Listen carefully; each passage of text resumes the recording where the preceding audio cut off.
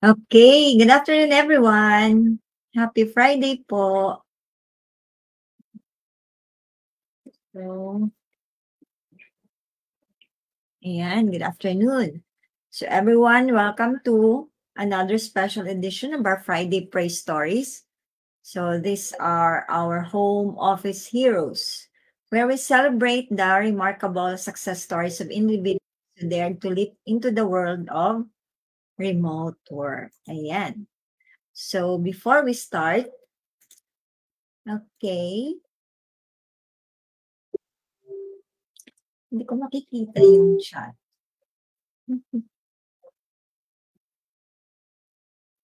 Okay, magandang hapon. Hmm, ayan. So, yes, good afternoon, Miss Allen. Okay, so if you are watching live, comment hashtag team live, and for replay, hashtag team replay. Okay. So ngayon, excited na naman tayo, no? Para sa ating Friday Praise Story. Kasi you will have a truly inspiring guest who will share his journey. Yan, kasama na po dito yung triumphs, obstacles he conquered on his path to success. Ngayon, yan, so i-intro na tayo. So, he started freelancing as a bookkeeper in July 2022. So, bago lang yun, no? So, that's last year. So, he's also a bookkeeper and admin assistant in a remote corporate setup. So, he has 9 years of experience in the food industry from service crew to admin assistant. Oh, okay. Hanggang sa internal control and auditing. Nako, so hindi lang pala sa pagkain, no? Napasukan din yung internal control and auditing. Okay, so excited na ba kayo? Ayan. So he loves food and loves exploring new restaurants. Ayan. Kaya pala eh. Okay. So, hindi na po natin patagalin. Ayan. So, let's welcome Jevy Joe Nulod. Hi, Jevy! Hello, good Kumusta? afternoon. Heto Kamusta? po, kape. Oo, katatapos ko lang din. Okay. So, kamusta naman po yung lakotsa natin last week? Grabe. Busog. Busog at sulit na commonly hindi ko ma-imagine if I was still working in the corporate. Well, ngayon, remote corporate na siya and freelancing. So, I get to spend my weekend na 3 days, 2 nights na nang walang ginagamit na leave. Yun. Okay, so na-enjoy mo na, no? Mm. Nafi-feel mo na talaga yung effect ng pagiging work from home office worker. Okay. So, ayan, Jevy. First question agad, no? Can you tell us your backstory before ka nag-dive into online freelancing? Yeah, sure. Ayun, tulad nung nabanggit mo kanina, actually, more than 9 years ako sa food industry. So, local lahat yung work experience ko before. So, yung pinakauna kong work is working student as a service crew habang ako'y nag-aaral in accounting technology. Actually, yun yung pinaka first time na nakaklase ko si Shari. So, yun yung reason bakit kami nagkaroon ng connections even way before pa. Tapos, until, ayun 'no, yung tumama yung pandemic. Well, na-skip ko bigla yung mga naging positions, yung mga nabanggit mo is naging admin assistant ako, naging internal control, naging auditor. But then, yung tumama yung pandemic, yung doon natin na-realize na walang permanenteng work talaga. Well, yung work ko before, inofferan pa rin nila ako ng remote setup. So, I get to practice kung paano yung difference ng nasa bahay lang and yung convenience ba na sumasahod ka, nasa bahay lang, ganun. Tapos, nagkaroon ng problem financially And I realized na hindi pa rin talaga enough yung income ko. And ayun, na-realize ko na may mga kilala na pala ako na sobrang successful na at masaya doing what they're good at the comfort of their home. So, naalala ko na si Shari ay freelancing. Tapos ayun, chinat ko siya. Actually, that was a year before ako nakapag-start mag-freelance. A year before ako nakapag-apply dito, dun sa paid course natin. So, ayun, yun yung backstory ko before ako nakapag-start.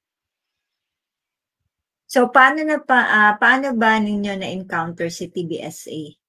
Itong online bookkeeping. Well, Through first thing is actually ang exact tanong ko kay Sherry, kung hindi ako nagkakamali, is paano mag-start mag-freelancing? Tapos ano Okay. yung pinakamahirap, sabi ko. Well, ang sagot lang niya sa akin is, you just have to start. Ayun lang mismo. So, Uh-huh. walang endorsement ng TBSA, walang endorsement ng The Shepherd Virtual Accountants and Bookkeepers. Sinabi lang niya, mag-start ka. So, what I did was, nag-aral ako. Inaral ko ano yung mga ginagawa ng isang freelancer, ano ginagawa ng isang remote worker. Tapos, naghanap ako ng mga community na involved si Shari, na involved yung mga freelancer. So, aside from here, actually, meron pa kasang isang community na nakapag-subscribe ako doon until, ayun, na-realize ko na kulang pa din yon. And kailangan ko ng resources. That's the time na nag-deep in ako dito, nag-deep dive ako sa TS Bob and TBSA. Ayun. Wow, okay. So, dahil nakita mo rin pala yung effects, no, or result kay Miss Shari regarding sa online freelancing, plus yung sa pandemic, nagkaroon ka ng realization na maganda pa rin na i-try itong online freelancing kasi you have the freedom to work anywhere. Kaya nga sa title ng episode mo, Jebby, no, you love numbers and at the same time food. Okay. Yeah, Ayun. extremely. Kasi yung first dalawang work ko, talagang food Mm, industry sila. I work in, okay lang ba magbanggit ng yes. names? I work in the McDonald's for more than 2 years. So, syempre, bilang isang teenager, di ba? Sino ba yung hindi mag-enjoy mag-work sa fast food? Lalo na nung na-promote ako, nung nag-graduate ako as admin assistant. Ang isang admin assistant sa McDonald's ay mayroong unlimited access ng food. So, willing akong pumasok ng maaga at umuwi ng late para makakain ako sa McDo. Well, medyo Okay. maliit yung sahod that time. So, Mm. naghanap ako ng iba pang opportunities. Until lumipat ako ng yung next company ko wherein naging internal control ako and eventually naging auditor. So, Mhm. ito naman ay yung Susie's Cuisine. So, ayan, maraming salamat sa kanilang pareho. Opo. Sila yung nakatulong sa akin ng malala before ako nag-venture into freelancing. Na ngayon, nasa corporate setup na remote. Mhm. So, very blessed, no, that you are working sa isang corporate pero work at home setup kasi na-enjoy mo pa rin yung mga perks and benefits. So, eto po yung next question. Mhm. Since you are into work from home setup, ano naman yung mga challenges na na-encounter mo? And how did you face these challenges? I'm pretty sure marami yung nakaka-relate dun sa naging struggle ko. Um, Kapag kasi nag-work ka in a corporate setup, you're being paid 15:30. So, expect mo na sasahod ka at magkano yung sasahurin mo. So, yun yung comfort zone ko. Regardless of what I did, sasahod ako at the end of the month and in the middle of the month pala. Tapos, may pangbibili ka na at may pangbabayad ka na dun sa bills. At yung the fear of the unknown ba? So, yung the first thing is yung pag-exit sa comfort zone.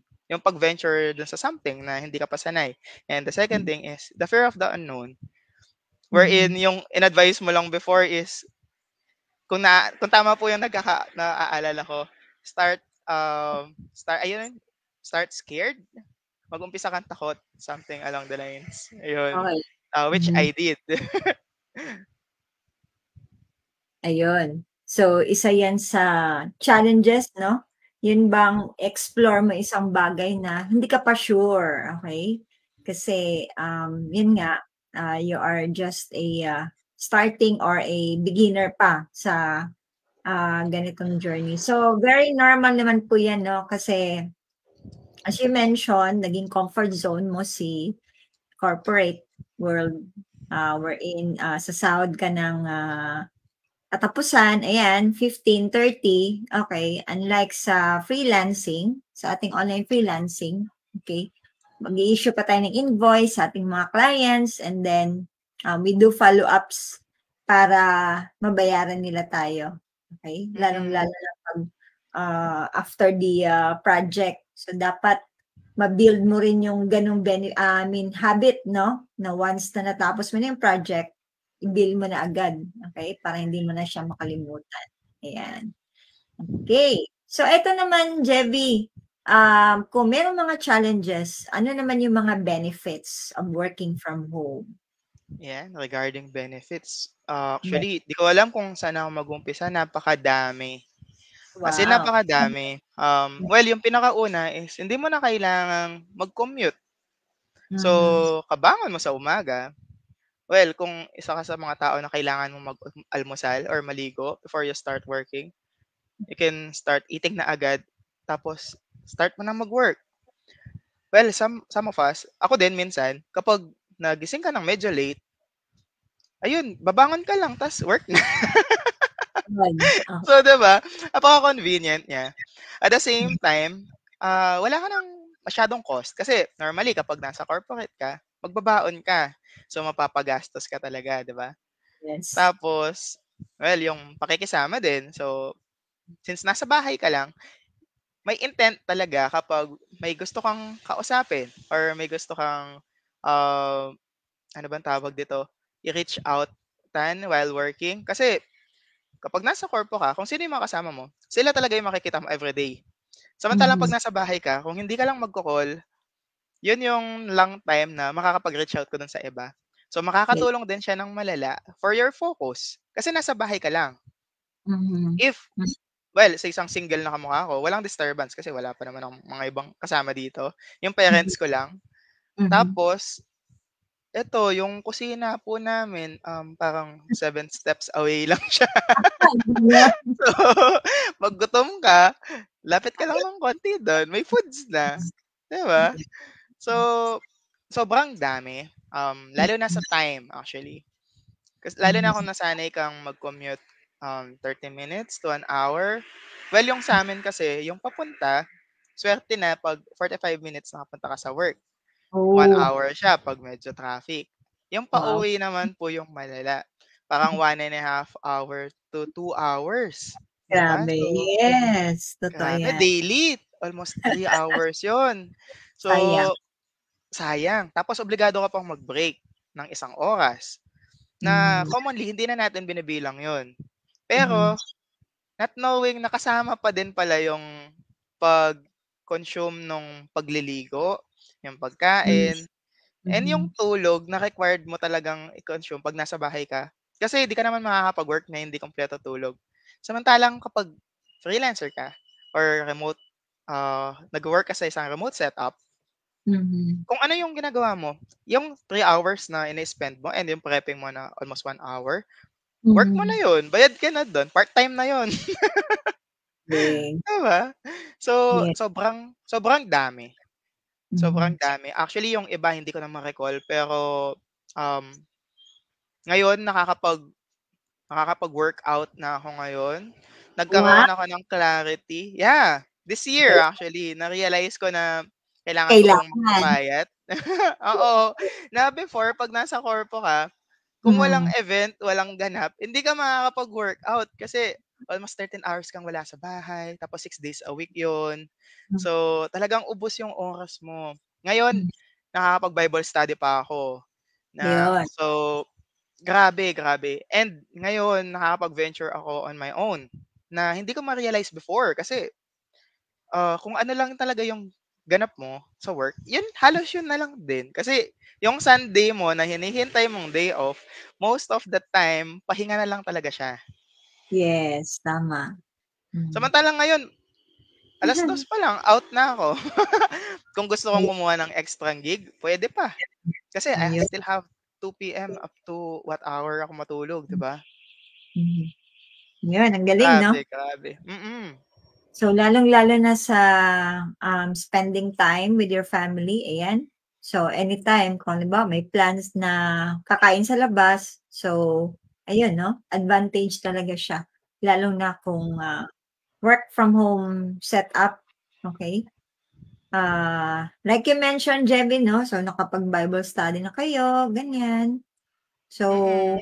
parang magiging part na siya sa routine mo kasi malaki yung oras mo, okay? Tapos, you mentioned din na pwede mo pang dagdagan yung gig mo, no? Aside doon sa mga naging existing clients. Okay, so ang galing naman. Yan. So, eto, Jevy, para po sa iyo, how do you define success? Well, tulad po nung nilagay ko dun sa mismong title actually, yung food talaga comes with it dun sa buong adventure ko. Kasi Okay. for some reason, isa Mhm. siya sa nagli-lead sa akin sa success. If Mm. nagwo-work ako, eating yung pilit na lang, parang hindi kasi buo yung istorya, 'di ba? Mhm. Pero once nilagay ko talaga siya dun, parang kumpletong-kumpleto na siya. I consider myself already as successful kasi actually even before pa naman. Nga lang dati, kailangan ko mag-antay ng holiday, ng may birthday before ako makakain ng masarap, makapag-buffet. So that's like what, once a month? Samantalang ngayon, halos every week talaga nakakakain na ako sa labas. So, nakakain ko na yung gusto ko, nakakapunta ako sa gusto kong puntahan. Mhm. So, that's success for me. Tapos, ngayon, ayun, nagkakaroon na ako ng mga plans, nakakapag-set up ng, yung, ano ba, nagkaroon na ako ng access sa mga dreams ko na before hindi ko man nga ma-imagine na may dreams pa pala ako na existing na hindi ko pa nakukuha. Yeah. So, Oh. ngayon, ayun, that's success for me. Yung mabigyan ka ng opportunity sa lahat ng gusto mong gawin pa at nagagawa mo na yung gustong-gusto mong gawin na. Wow, galing 'no? Okay. So, ang sarap ng feeling na gano'n 'no, yun bang, na-experience mo na yung mga bagay na gustong-gusto mong gawin, ayan, Mm. tapos binigyan ka pa ng opportunity na gawin pa yung mga bagay na gusto mo pang gawin as part of your dreams, ayan, okay. So, from Annery, ayan, sweet an answer. Eto pala. Ito, kay Miss Allen, ayan. So, sabi ni Miss Allen is, "Hi, Jevy Joel, it's turn na to hear your story." So, madami palang umaabang sa story mo, Jevy, 'no? Lalong-lalo na you are into, food, okay? Na 'yan yung nakailigan mo. So, tulad ng last week 'no, nag-chat ka sa amin na pupunta ka ng Laguna. So, baka Opo. puwede mo kaming kuwentuhan yung regarding sa Laguna experience mo. Okay. Well, yung biyahe ko, pa Laguna this time, actually, na-invite ako ng mga, um, kasama ko usually online lang din. So, Hmm. isa sila dun sa mga community na kasama ko. So, Hmm. what happened was, ang plano, Sabado pa lang talaga siya. Nga lang, since available na rin naman ako ng Friday, and I'm one of the people na hindi ko talaga, ay willing ako mag-spend ng time to prepare on something. Ayokong nahahabol kasi yung oras. And sobrang Hmm. habitual ko kasi. So, yun na lang din yung ginawa ko. At total, pupunta naman din doon. Sabi ko, nag-start ako ng mas maaga. So, nag-out ako ng around 2:15. And then, nag-ready na ako. Mga 3, umalis na ako sa bahay. So, from 4 PM, alis na ako ng bahay. Nakapunta kami ng Dao. Actually, yung itinerary namin, dapat sa resort lang siya, sa somewhere in Laguna. Wait, let me check kung ano yung pangalan ng villa. Ayan, may pang ano pa, Yung, marketing pa tayo. Okey. Sige yan. nga, So, natin yan, Jevy. Nakalimutan ko kung ano yung pangalan ng villa, pero pumunta kami sa Manila, Hmm, yung pinakauna kong kasama, meron akong isang kasama from Pampanga. So, nag-commute kami from here, pumunta kami ng Manila sa Gateway. So, na-meet namin yung isa naming kasama do'n. Tapos, so naging 3 na kami. Pumunta kami ng Ayala, nakapag-MRT ako for the first time first time 'yun, hindi pa ako nakapag-commute na sa Manila. So, wala really? akong experience do'n, yeah. Actually, Hmm, here's the funny thing, nakapunta kami do'n at mag-e-MRT pa lang kami. So, as usual sa isang probinsyano, hindi ko alam kung hmm, paano mag-access do'n. So, yung card, pumila kami do'n sa may pila. yes. Tapos sobrang nakakatuwa, pumila kami do'n na hindi pa pala kami nagbayad ng ticket. So, babalik kami, yung kasama namin. Tapos, Yes. pumila na naman siya. Tapos, akyat kami sa escalator, eh, 3 kami. Titingin ako do'n sa likod, yung Hmm, kasama pala namin naiwan. So, kung sino yung nagbayad ng ticket, ayaw pa mag-work ng ticket niya. So, bumalik na naman siya. Until ayun, nakapasok na rin kami. Pero hindi pa pala do'n, yung pupuntahan namin somewhere in Laguna, kailangan pa namin pumunta ng Pasita. So, nakapag-bus kami na nakaidlip na ako do'n sa biyahe kasi tawa ng tawa yung driver. Tinatanong ko kung malapit na yung Robinsons, kaso hindi ko talaga alam. So, yes. sabi ko, "Oh, kuya pakigising niyo na lang po ako 'pag hindi ako ginising ng dalawang kasama kong 'to." So, nakapunta kami ng Laguna, then nakapunta kami ng Batangas. Kasi nung napunta kami ng Laguna, naging 5 na kami. Yung naging Hmm, driver namin nung pupunta kami ng Pasita, pinuntahan namin yung bahay ng kasama namin sa Laguna. mhm. Tapos, within the same night, nakapang-inom kami sa Laguna na normally hindi mo naman magagawa yun within a night kasi nag-out ako ng 2:00. Imagine Hmm. san-san na ako nakapunta until around 11:30. Tapos nakapunta kami ng beach sa Batangas. Ang reason lang naman nun was hahanap kami dapat ng beer, kasi nabitin yung beer na iinumin namin.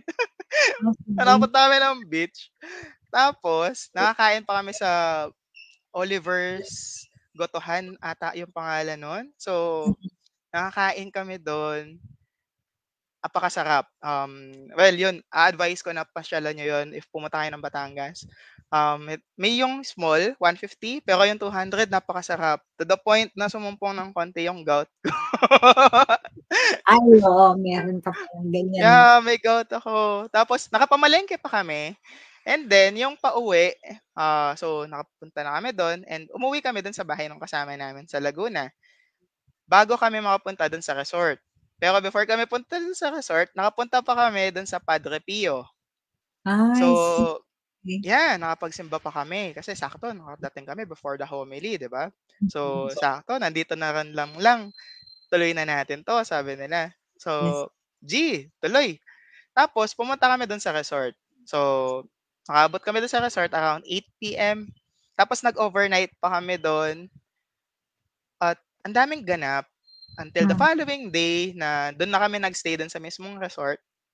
Na-meet mhm. ko yung mga kasama ko dun sa community na nakalimutan ko na kung ilan kami dun. Ang Mhm. naaalala ko lang sobrang enjoy na nandun to the point na nakalimutan namin mag-picture.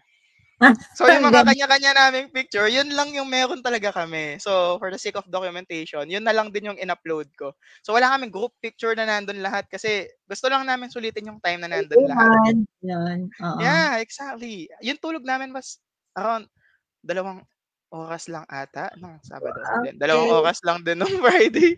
Pero it was all worth it. Grabe, sulit na sulit.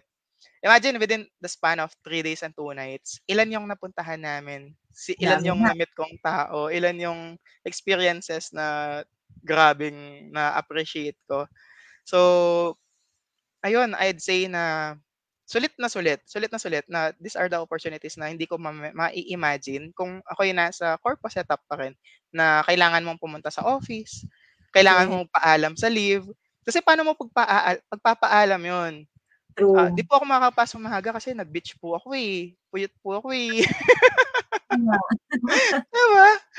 So, ayun Pagagalitan sila, pagagalitan ka pa 'pag mag-file ka ng leave. pagalitan ka pa, oo. Yes, ka nag-file ng leave? Kailan balik mo? Ganyan. Nagawa mo na ba yung work mo? Hindi ka pa nakaalis. Ayan. Madami nang chine-check sa'yo. Okay. So, very normal talaga yan, no? Sa corporate. So, marami talagang may enjoy pag ganito yung setup mo, no? Work from home setup. Okay. So, eto, Jevi, no? Before we end this session, eto po, what can you say sa mga beginners na merong plano na subukan etong online bookkeeping or be a online freelancer? Hmm. Well, there are a couple of things. Yung siguro nakikita nyo na mga freelancers na successful, yung mga remote na yung setup nila na successful. Parang all rainbows lahat, no? Pero yun kasi yung naging resulta nung isang, ano bang right term doon? Laging result nung in-spend nilang dedication, yung in-spend nilang pag-aaral do'n, yung spend nilang oras do'n, spend nilang pera do'n para makadating sila do'n. Parang ano lang din kasi siya, parang pangpapapayat. Kung ano man yung katawan mo ngayon, that's the laging result of your diet and exercise. So, sa freelancing, ganun lang din siya, actually. So, kung hindi mo ma-appreciate na maging kang isang lifelong learner, medyo mahihirapan ka. Kasi if inaral mo na siya ngayon, it doesn't mean na alam mo na siya agad. Kapag sinet mo yung goals mo ngayon, it doesn't mean makukuha mo na yun agad. Let's say, Mm. sinabi mo, kailangan magkaroon ka ng ganitong amount. Gusto mo, 6 digits agad. Pero, Mm. imposibleng makuha agad yon unless naswertihan ka. For those people na sobrang swerte, amen, di ba? Ang swerte nila. Pero hindi lahat, ganon. So, one thing for sure is you have to be proactive. You have to know kung ano yung dapat mong gawin, kung ano yung gusto mong gawin, na for sure ma-enjoy mo yung process. Kasi hindi pwedeng aralin mo lang siya, gusto mong maging bookkeeper, so mag-aaral ka paano maging bookkeeper. Okay yun, goods yun. Pero dapat maging attractive sa'yo yung pag-aaral mo, being a bookkeeper. Ano ba yung makukuha mo to Mm. be a bookkeeper? Well, one thing for sure, magkakaroon ka ng sahod. Mm. Pero hindi ka naman agad makakakuha ng client, 'di ba? Yes. So kailangan magkaroon pa rin siya ng attractiveness within there. So ano yung pwede mong ilagay? So pwede mong isipin na habang nag-aaral ako, I'm continuously learning. I am leveling up. Parang games ba siya? Mm. Think of it as stacking. Kasi parang investment kasi 'to. Okay. Habang iniipon mo kung yung knowledge mo, yung experience mo, kahit na Mm. wala ka pang client, maiipon at maiipon 'yon until such time na boom, Mm. makikita ng client mo 'yon, nung ideal client mo 'yon. Pero siyempre hindi mo makukuha 'yon if wala kang action, if hindi ka nag-a-apply dun sa Mhm. inaaral mo, walang application kasi napakahirap na nag-aaral ka lang at napakahirap na nag nag-aaral ka lang or nag-a-apply ka lang. Dapat it's a balance of both. Kasi lifelong long journey talaga siya. Even sa mga sanay na bookkeepers. Actually, even hindi bookkeepers, kahit dun sa mga ibang niche, 'di ba? Continuous kasi yung process nun. So, first things first, you have to make it attractive kung ano man yung ginagawa mo at the moment. Ako, I find it attractive kasi nakakain ko yung gusto ko. Yun yung pinaka-attractive sa akin. So, while working, I enjoy eating good food. So, yun yung pinaka-attractive sa akin. So, na-encourage ako every week, every week, every week. So, yung sinasabi nila na you have to find motivation, you have to discipline yourself. Yes, yes. Tama naman yun. Tama naman yun. Pero, validate mo first thing yung sarili mo. Kasi kung naging happy ka in whatever you are doing, madali na lang yung iba. Kung nagiging happy ka, habang nag-aaral ka, habang nagtatrabaho ka, sasahod ka ng masaya. And kapag sumahod ka, mababayaran mo na yung needs mo, masusuportahan mo yung family mo. At the end of the day, magiging masaya na din sila. So, kailangan maging attractive siya. Tapos, maging happy ka. And, ayun, trust the process. Kasi, ang hirap mag-start ng something na wala kang tiwala. If ikaw mismo nagda-doubt ka dun, Tama. paano ka magkakaroon ng end goal? Kung ikaw Mhm. mismo nagdududa ka, mahirap kasi yun. And the thing is, ako until now hindi pa ako payat, pero alam ko kung bakit.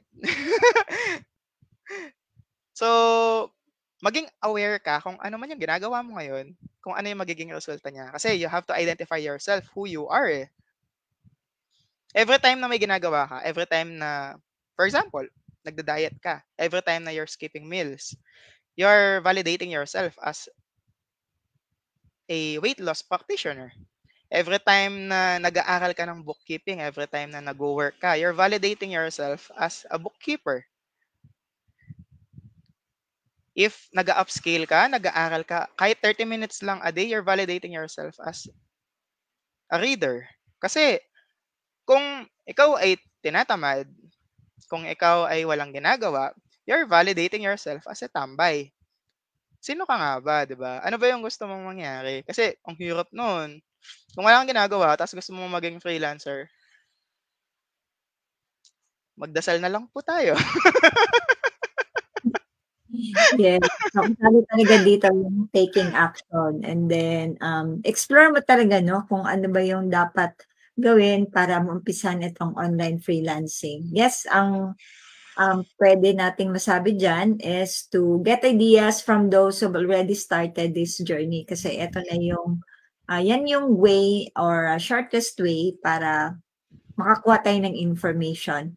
And aside from that, like you mentioned, Jebby, 'no, mas maganda na meron tayong why, bakit ba natin 'to ginagawa? So, you mentioned you love food, ayan. Anytime, ayan, makakapunta Mm. ka sa mga bagong, restaurants na nag-o-offer ng masasarap na pagkain, okey. So, like me, yung naging why ko is because of, my family, ayan, okey, dahil tumatanda na yung mga parents ko, kasama din yung, anak ko. So, dapat i-anchor din natin, bakit ba natin 'to gagawin, okey? Mm. Kasi yun na yung, maging, foundation nitong Mm. online freelancing natin. Okay. So, ayan 'no, Ay we're wait, I inviting almost forgot yes, to mention pala, yung hmm, para maging mas maganda yung journey mo, mhm, as much as possible, hanap kayo ng community na puwedeng tumulong sa inyo. yes, tama. Hanap kayo ng tao na yung nabanggit nga ni Coach Alfie na successful na dun. Tapos reach out kung sino yon, kung anong Mm, community yon. Kasi kung sino yung ini-spend nyo yung oras nyo, kausap sila, kasama sila, most of the time they will affect you. Siyempre kung yung mga kasama mo mahilig lahat kumain at walang payat dun, expect mo ng tataba ka talaga. So, yes, ako ang ginawa ko, nakipagkaibigan ako sa mga sobrang fit na freelancer para maging oo, freelancer din ako at somehow maging fit ako. And um, yes, 'no, hindi pa ako pumapayat ng husto pero nakakapag-workout na ako at nagiging yes, active na ako. So, kahit mhm, malakas po akong kumain, opo, nakakapag-workout ako, nakakapag-jog ako, nakakapag-jumping rope ako, nakakapag-push ups ako, ayun sila.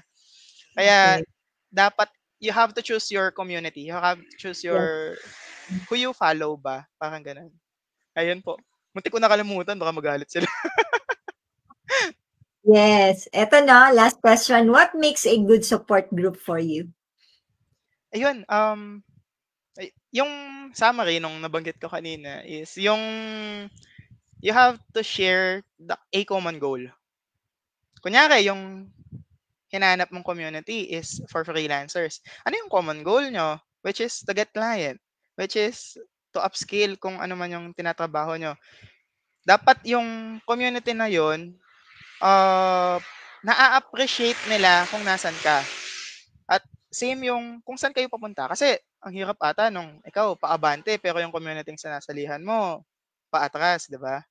And syempre, as much as possible, maghanap ka ng support group na magiging concern sa'yo along the way. Nasasabihan ka kung nagkamali ka. Natuturuan ka kung kailangan mong maturuan. Yung bang magbibigay sa'yo ng idea kung paano maging feasible yung mga dreams mo. Hindi yung group na tatawanan ka. Kasi may mga ganon na from time to time, may mga tao at for sure marami sila na they will bring you down. Pero kung may support group ka na tutulong sa'yo, gagabay sa'yo, aantabay sa'yo, napakadali lang. Kaya ako napaka-thankful ko dun sa dalawang naging mentor ko throughout my journey. Sobrang napadali yung transitioning ko from corporate to freelancing. Well, hindi lang siya nakakatuwa na tinuturuan ako. Kung kailangan, ako'y pinagsabihan din. So, hindi siya madali. Actually, um, around 1 year and 2 months pa lang ako sa freelancing. Pero yung growth ko from last year, massive compared dun sa corporate ko before. Kasi this time, it's more intentional eh. Kasi yan yung turo ng support group ko sa akin. That's what makes a good support group a good support group. Kapag tinuturuan ka nilang maging good person yourself, if they're helping you develop yourself, the best version of yourself. Yes. Ang kagandahan, you do it with a purpose. Yan, with intentions. Bakit mo ito ginagawa? Yan, okay. So, thank you, Jebby, no, for sharing your success story para ma-inspire naman yung ating viewers for today. Okay? So, we will have, guys, no, announcing we will have our free webinar this coming September 11, 12, and 13. Okay, so that's a 3 days training in connection with the Rise Up Online. Okay, so I think that's 7 p.m. So, tingnan na lang po natin yung announcement, no, inside our Facebook group. Okay? So, before we end, Jebby, baka meron kang gustong batiin. Yan, so binabati ko po yung mga kasama ko sa community, no? Sa Coffee Mug Sessions, sa Molongski, at syempre yung sa TBSA na tumulong po sa akin. Opo. Grabe, I recommend na you have to look for a good community before anything else. Kasi yung magiging mistakes nyo pa lang na matututo nyo along the way, hindi mo na kailangan pagdaanan yon kung natutunan mo na paano sila o-overcome right there and then before mo pa sila ma-encounter. Ayun. Okay. So, sa mga nagpaplano, no, expertong online freelancing, you can watch naman our YouTube channel. Tapos, panoorin ninyo yung mga Friday Praise Stories kasi you can get ideas from their experiences, from their success stories, how they started. Ayan. Marami pa tayong mga naging corporate workers before na ngayon po ay nasa bahay na, nag-work. So, yung mga wife, ayan, before, nasa bahay lang, ayan, nag-aalaga ng mga anak. Ngayon, kumbaga pa-partner na sila ng kanilang mga husband in terms of earning, no? Minsan pa nga, mas malaki pa yung ini-earn nila kaysa sa kanilang asawa. Ayan. Okay. So, thank you, Jebby. Thank you, everyone, for having this another success story na panoorin itong ating Friday Praise Story. So, we do hope na ma-enjoy natin yung ating weekend. Okay, kasi Friday ngayon. Ayan, baka may mga plano na kayo dyan na makipag-meet up sa inyo mga friends. Okay. So, see you on Monday. Ayan, so meron tayong free 3-day training. So, wag po nating kalimutan, no? So, this is 7 p.m. So, starting Monday. So, it's 3 days, no? Monday, Tuesday, and Wednesday. Okay. Thank you, Jebby. God bless everyone. God Happy bless. weekend.